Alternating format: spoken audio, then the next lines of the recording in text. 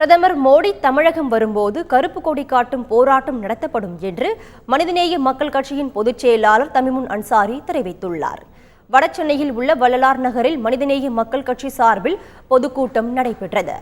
இதில் பங்கேற்ற பின் செய்தியாளர்களிடம் பேசிய தமிமுன் அன்சாரி, உயர்நீதிமன்ற உத்தரவுப்படி தங்களது கட்சியின் கொடியையும் பெயரையும் வேறு யாரும் பயன்படுத்தக்கூடாது என்றார்.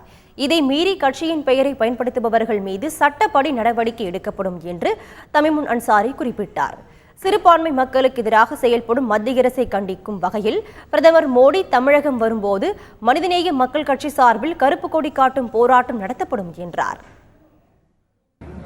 ஒரு மனிதன் எத்தகைய உணவை சாப்பிடுவது என்பதை கூட தனி மனித உரிமையை பறிக்கும் வகையில் பாஜகவுடைய ஆதரவாளர்களும் அவருடைய தலைவர்களும் மாட்டுக்கறி உண்ணக்கூடாது என்று பிரச்சாரம் செய்யக்கூடிய ஒரு மோசமான நிலை இந்த நாட்டில் ஏற்பட்டிருக்கிறது.